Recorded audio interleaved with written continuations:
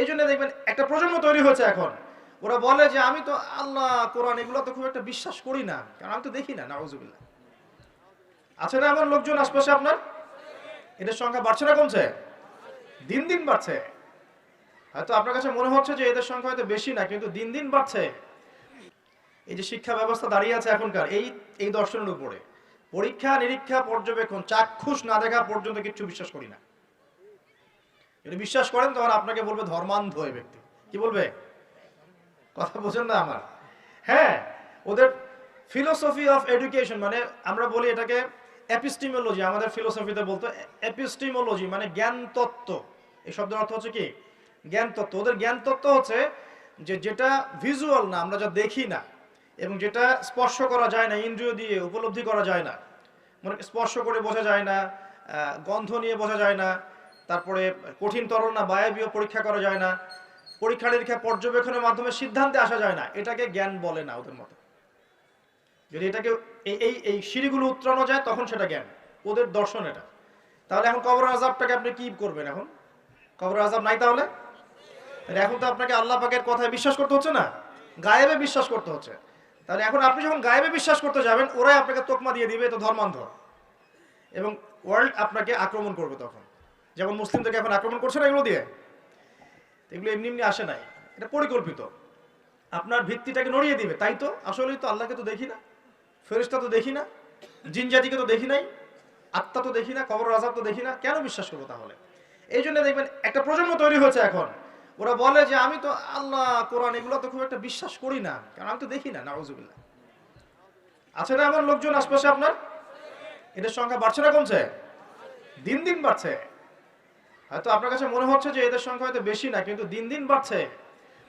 একটা একটা তথ্য দিয়ে যায় আপনাদেরকে এখানে, শোনেন। বিগত 100 বছরে, কত বছরে? বিগত 100 বছরে বিশ্বের 3টা দর্শন খুব চলেছে। কয়টা দর্শন? 3টা। একটা হচ্ছে এলিমিনেশন, ওরা বলে কি? এলিমিনেশন মানে কনসেপ্ট অফ গড, মানে আল্লাহর বিশ্বাসটাকে সরিয়ে দেয়া, এটাকে এলিমিনেট করা। দেখবেন পশ্চিমারা সহ এই উন্নত সভ্যতা, সো কল্ড উন্নত সভ্যতা নিয়ে কিন্তু আল্লাহ বিশ্বাস করে না। তারা নাস্তিকতার আদর্শ ছড়িয়ে দিচ্ছে, কিন্তু তারা বিজ্ঞানে বিশ্বাস করে, আল্লাহ বিশ্বাস করে না। কিন্তু হ্যাঁ, বিজ্ঞান যদি বলে কবরের আযাব বলে কিছু আছে, ওরা বিশ্বাস করবে, অবশ্যই বিশ্বাস করবে। কিন্তু আল্লাহ যদি বলেন কবরের শাস্তি আছে, তারা বিশ্বাস করবে না। আমার কথা বোঝাতে পারছি? আচ্ছা, এটা একটা। 2 নম্বর হচ্ছে মেটেরিয়ালিজম, মানে বস্তুবাদিতা, মানে মানুষকে দুনিয়া খাও দাও ফুর্তি করো, ব্যাংক ব্যালেন্স, টাকা পয়সা, জমি জমা, স্ট্যাটাস, এইটুকুর মধ্যে সীমাবদ্ধ করেছে। চিন্তাগুলোকে এর মধ্যে সীমাবদ্ধ করেছে। পরকাল, পরকালের জীবন, ওইখানে জবাবদিহিতা, আল্লাহর সামনে দাঁড়ানো, এগুলো বাতিল, এগুলো পড়ে। মানুষকে দুনিয়া দুনিয়া দুনিয়ার দিকে ফোকাস করেছে। দেখেন না এখন ফ্লাইওভারে দাঁড়াবেন, দেখবেন মানুষ ছুটছে, সারাদিন ছুটছে। কিসের পিছনে? পরকাল, দুনিয়ার পিছনে। অল্প কিছু মানুষ আছে যারা একটু ধর্মান্ধ টাইপের নাকি, তারা ছোটে ধর্মের দিকে। আরেকটা আছে 3 নাম্বার, এটা হলো চ্যালেঞ্জ, চ্যালেঞ্জ এগেইনস্ট রিলিজন, মানে ধর্মের বিরুদ্ধে চ্যালেঞ্জ উত্থাপন করা, যে ধর্মের এটা কেন, ধর্মের ওইটা কেন, হ্যাঁ মুসলিমদের মধ্যে পর্দা কেন, চুরি করলে চোরের হাত কেন কাটতে হবে, বর্বর একটা বিষয়।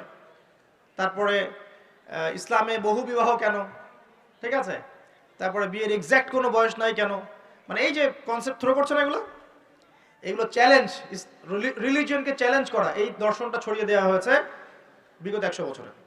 আজকে রাত্রে ঘুমানো থেকে শুরু করে দেন রাসূলুল্লাহ সাল্লাল্লাহু আলাইহি ওয়াসাল্লামের সুন্নাহর উপর আমল করা। পারা যাবে না ইনশাআল্লাহ? প্রথমে সূরা মুলক, তারপরে আপনি পড়বেন সূরা ফালাক, নাস, ইখলাস, 3বার 3বার 3বার, মোট 9 বার। এবং প্রত্যেক 3 বার শেষ হলে আপনি দুহাতকে একত্রিত করে ফু দিয়ে নিজের মাথা থেকে নিয়ে যতদূর পর্যন্ত পারেন মাসাহ করবেন। ইনশাআল্লাহ রাত্রেবেলা আপনাকে কোনো দৃশ্য অদৃশ্যের ক্ষতি স্পর্শ করবে না ইনশাআল্লাহ। ঘুমের মধ্যে অনেক সমস্যা হয় না অনেকের? ওই যে বলে বোবা ধরে, দুঃস্বপ্ন দেখেন, হ্যাঁ ভয় পান, আছে না এগুলো সমস্যা? এই সব সমস্যার সমাধান কি মেডিকেল সায়েন্স করতে পারে? যাবেন একটা অ্যান্টি ডিপ্রেশন ওষুধ দিয়ে দিবে, অথবা একটা ঘুমের ওষুধ দিয়ে দিবে, ঘুমান। কিন্তু সব সমস্যার সমাধান কে করতে পারে? আল্লাহ পাক পারেন ইনশাআল্লাহ। এগুলো নিঃসন্দেহে কোনো না কোনো ভিত্তি এবং পিছনের একটা ব্যাখ্যা আছে, যেটা হয়তো আমাদের নাও জানা থাকতে পারে, হতে পারে না? সব জ্ঞান কি আমাদের আছে? আচ্ছা, সব জ্ঞান যে আমাদের নাই, একটা এক্সাম্পল দিই, জাস্ট একটা এক্সাম্পল দিই। আমাদের শরীরে কি আত্মা আছে? আছে না নাই? আত্মাকে কি কেউ দেখেছে কিনা? এটাকে কেউ টাচ করেছে কিনা? তা আত্মা কঠিন, তরল না বায়বীয় কোনো জ্ঞান কারো আছে কিনা? এখন একজন মানুষ মৃত, একজন মানুষ জীবিত, উভয়ের মাঝখানে পার্থক্যটাই তো হচ্ছে আত্মা। একজন মানুষ মৃত, তার মধ্যে আত্মাটা নাই। আর যে মানুষটা জীবিত, তার মধ্যে কি আছে? রূহ বা আত্মা আছে। আল্লাহ পাক এই সম্পর্কে কি বলছেন? আল্লাহ বলছেন সূরা বনী ইসরাঈলে, ইয়াসআলুনাকা আনির রূহ, হে নবী, তারা তোমাকে রূহ বা আত্মা সম্পর্কে জিজ্ঞেস করে। কুলির রূহু মিন আমরি রব্বি, তুমি বলে দাও হে নবী, রূহ হচ্ছে তোমার রবের একটা আদেশ মাত্র। কি একটা আদেশ? আদেশে এসেছে, আদেশে চলে যাবে। কোনো কারণ লাগে নাকি? আমরা কারণ ব্যাখ্যা করতে চাই, এটাকে বলে কার্যকারণ তত্ত্ব। প্রত্যেকটা কাজের পিছনে একটা কারণ ব্যাখ্যা করি। হ্যাঁ, এটা কেন হলো এই কারণে, এটা কেন হলো এই কারণে, এটাকে বলে কার্যকারণ তত্ত্ব। আল্লাহ পাকের হুকুমে মানুষ যে মারা যাচ্ছে, এর পিছনে কোনো কারণ লাগে নাকি? এই যে একটা মানুষ হাঁটছে হাঁটছে ডেড, এখন আমরা বলে দিলাম হৃদযন্ত্রের ক্রিয়া বন্ধ হয়ে মারা গেছে, এই তো, এই কথা তো। ক্রিয়াটা বন্ধ হলো কিভাবে? ভালোই তো ছিল, হঠাৎ করে কি হলো? কার হুকুমে হলো? এটা কোনো হুকুম তো নাই।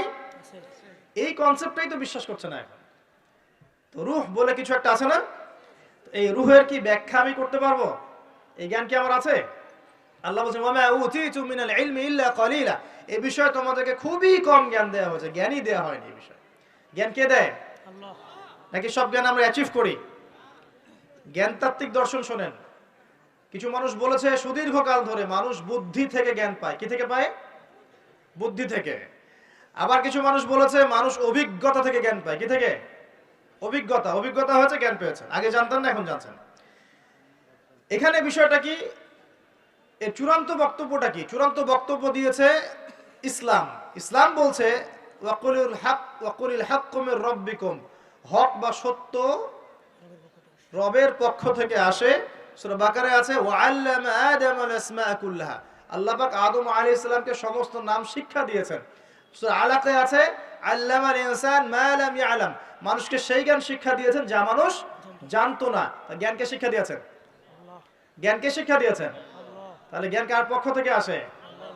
এখানে একটা কথা মনে রাখবেন, আপনার যদি অনেক বড় ডিগ্রি সার্টিফিকেটও থাকে, যদি হৃদয়টা পরিচ্ছন্ন না হয়, হৃদয়ে নূর না থাকে, আল্লাহর মারিফত বসিরা না থাকে, তাহলে কিন্তু আল্লাহর পক্ষ থেকে জ্ঞান পাওয়া খুব ডিফিকাল্ট।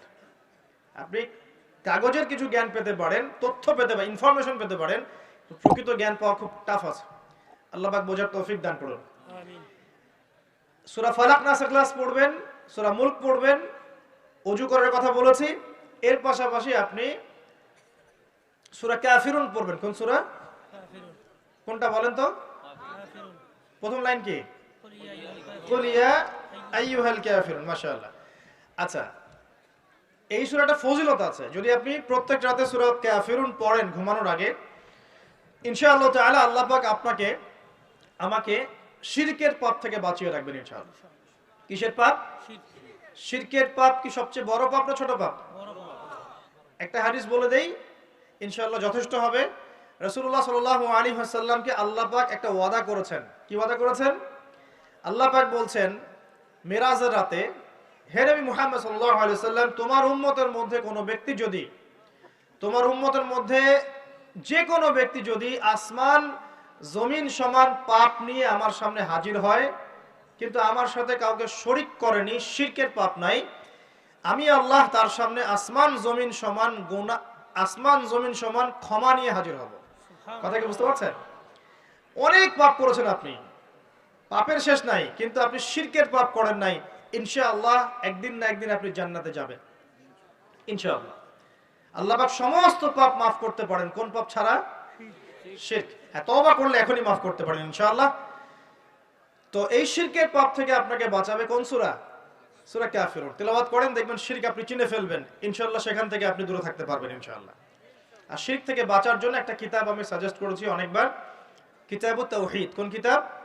কিতাবুত তাওহীদের শারাহ বা ব্যাখ্যা আছে, অনেকগুলো প্রকাশনা থেকে বের হয়েছে, কিনতে পারেন। বাংলায় অনুবাদ করা আছে, বইটা পড়তে পারেন। তবে বইটা একটু কঠিন, অনেকে হয়তো বুঝতে পারবেন না সবকিছু, যেটাই বুঝবেন না স্থানীয় বড় আলেম যিনি আছেন, হকপন্থী আলেম, তার কাছে গিয়ে জিজ্ঞাসা করবেন। একা একা পণ্ডিত হতে যাবেন না। একা একা পণ্ডিত হয়ে গেলে সমস্যা। ওই যে এক শ্রেণী বের হয়ে গেছে যে কোরআন মানলেই হবে, হাদিস মানার কোনো দরকার নেই, আছে না?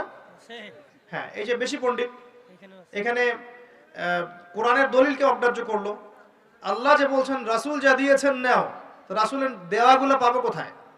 রাসূল যা দিয়েছেন সেগুলো কি কোরআনে আছে নাকি? রাসূল যেগুলো দিয়েছেন ওগুলো কোথায় আছে? রাসূল যেগুলো থেকে নিষেধ করেছেন ওগুলো কোরআনে আছে নাকি? রাসূল যেগুলো নিষেধ করেছেন কোথায় আছে? তাহলে এই অংশটুকু বাদ দিয়ে কোরআন মানা যাবে নাকি? তার মানে হচ্ছে আমি কোরআনটাই তো মানলাম না, তাহলে আমি কোরআনটাই মানিনি আসলে। তো এই যে সমস্যা, নিজে বেশি পণ্ডিত হতে গেলে প্রবলেম আছে। ওলামায়ে কেরামের সাথে সম্পর্ক রাখতে হবে। আর কোন ওলামায়ে কেরামের সাথে সম্পর্ক রাখবেন? যাদের সকালের ফতোয়া দুপুরের একটা পিটানিতে রাত্রে চেঞ্জ হয়ে যায়।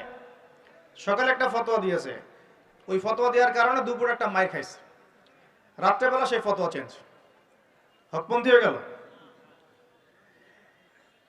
এমন বহু আছে, মানে এমন কিছু মতাদর্শ নিয়ে চলে যেগুলো নিয়ে চললে জীবনে কোনো বাধা বিপত্তির অবকাশ নাই। সারা জীবন দাওয়াতি কাজ করেই যাবে, কেউ একটু শব্দও করবে না তার বিরুদ্ধে। রাসূলুল্লাহ সাল্লাল্লাহু আলাইহি ওয়াসাল্লামকে 23 বছরে এত মার খেতে হইলো কেন তাহলে? আমাকে একটা প্রশ্নের উত্তর দেন। লা ইলাহা ইল্লাল্লাহ এর দাওয়াত তো নবী সাল্লাল্লাহু আলাইহি ওয়াসাল্লামও দিয়েছেন, আর আমিও দিচ্ছি, আপনিও দিচ্ছেন। তো রাসূলুল্লাহ সাল্লাল্লাহু আলাইহি ওয়াসাল্লামের উপরে এত বাধা বিপত্তি নির্যাতন নিপীড়ন নেমে আসে, আর আপনার ঘরে এত এত এত অর্থ সম্পদ করিয়ে আসতেছে, ঘটনাটা কোথায় তাহলে? তাহলে এই লা ইলাহা ইল্লাল্লাহ গুলোর মধ্যে নিশ্চয়ই পার্থক্য দেখা যাচ্ছে। কথা মানে বোঝেন না? যেই লা ইলাহা ইল্লাল্লাহ এর দাওয়াত দেওয়ার জন্য নবী সাল্লাল্লাহু আলাইহি ওয়াসাল্লামকে গালি খেতে হয়েছে 15টা। কয়টা বলেন? 15টা গালি খেতে হয়েছে। আর রাহিবুল মাকতুম বই পড়ে দেখেন, যেই লা ইলাহা ইল্লাল্লাহ এর দাওয়াত দেওয়ার কারণে রাসূলকে 16 বার হত্যা করার চেষ্টা করা হয়েছে। কতবার? পড়েন সিরাতের বই পাবেন। মক্কা বিজয়ের সময় তাওয়াফ করার সময়ও তাকে হত্যার চেষ্টা করা হয়েছে। যেই লা ইলাহা ইল্লাল্লাহ দাওয়াত দেওয়ার জন্য নবী সাল্লাল্লাহু আলাইহি ওয়াসাল্লামের ঘাড়ে উটের নাড়ি ভুঁড়ি চাপিয়ে দেওয়া হয়েছে, দেশান্তরিত করা হয়েছে, তায়েফের মানুষ ইটপাটকেল নিক্ষেপ করেছে, রক্ত ঝরেছে। সেই একই লা ইলাহা ইল্লাল্লাহের দাওয়াত দেওয়ার পরে আমার ঘরে বিলিয়ন বিলিয়ন ডলার আসতেছে, সমস্যা কোথায়? তাহলে সমস্যা কোন জায়গায়? নিঃসন্দেহে উভয় লা ইলাহা ইল্লাল্লাহের মধ্যে পার্থক্য আছে। হ্যাঁ, আমি এমন লা ইলাহা ইল্লাল্লাহর দাওয়াত দিচ্ছি যে দাওয়াত দিলে কোনো সমস্যা নাই, আমি সব তরকারিতেই চলবো, পার পেয়ে যাবো ইনশাআল্লাহ।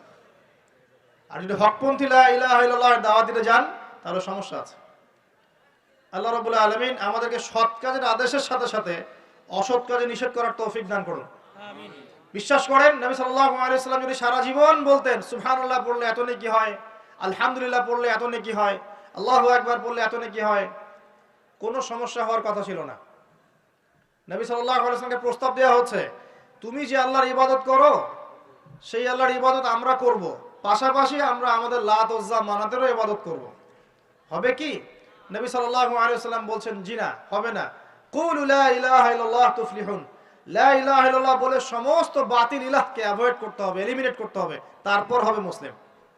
এখন আপনি 5 ওয়াক্ত নামাজও পড়বেন মাশাআল্লাহ, এদিকে সুদও খাবেন, আপনি রমজান মাসে সাওমও রাখবেন মাশাআল্লাহ, আপনি ঘুষও নেবেন, আপনি এদিকে দান সদকাও করবেন, আবার যাকাতও দিবেন না, এদিকে মাশাআল্লাহ আপনি তাহাজ্জুদ পড়বেন, পর্দা মানবেন না, হ্যাঁ, এদিকে আপনি তাসবিহ তাহলিল করছেন, হজ উমরা করছেন বছর বছর, এদিকে দুর্নীতিও করবেন, অন্যের সম্পদ আত্মসাৎও করবেন। এই লা ইলাহা ইল্লাল্লাহ তো আল্লাহর রাসূল শিখান নাই, শিখাইছেন নাকি? উদখুলু ফিস সিলমি কাফা মানে কি? তোমরা পরিপূর্ণরূপে ইসলামে কি করো? প্রবেশ করো। এখন ইসলামে পরিপূর্ণ প্রবেশ মানে কি?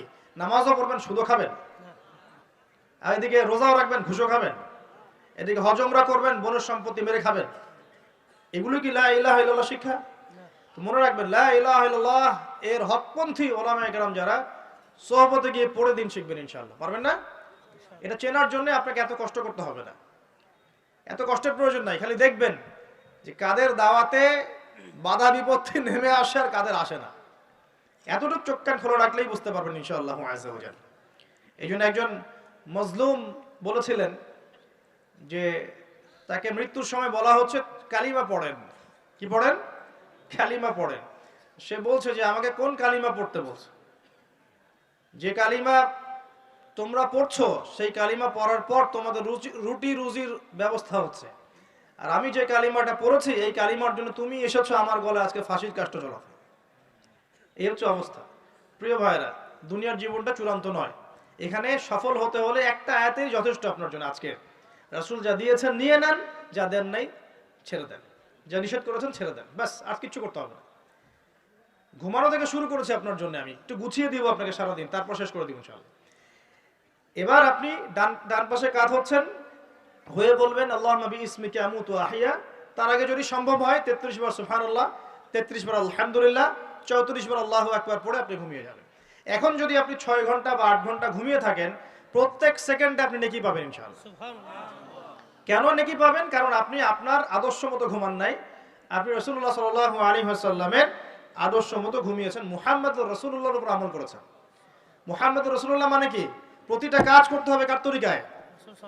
রাসূলুল্লাহ। এটা বোঝেন। লা ইলাহা ইল্লাল্লাহ মানে কি? মানে আল্লাহ ছাড়া আর কিছুই চলবে না, সোজা কথা। আল্লাহ ছাড়া আর কিছুই কি চলবে? কিছু চলবে না। মুহাম্মদুর রাসূলুল্লাহ মানে হচ্ছে প্রতিটা কাজ করতে হবে কার পদ্ধতিতে? মুহাম্মদ সাল্লাল্লাহু আলাইহি ওয়াসাল্লামের তরিকা, ব্যাস। এই এতটুকু যথেষ্ট। এই কালিমা নিয়ে মৃত্যুবরণ করলে পরে ইনশাআল্লাহ একদিন না একদিন আপনি জান্নাতে যাবেন ইনশাআল্লাহ। যদিও আপনি চুরি করেন, যদি আপনার জিনা করেন, যদি আপনি মদ খান, ইনশাআল্লাহ আল্লাহ চাইলে সেই গুনাহ মাফ করে দিবেন ইনশাআল্লাহ।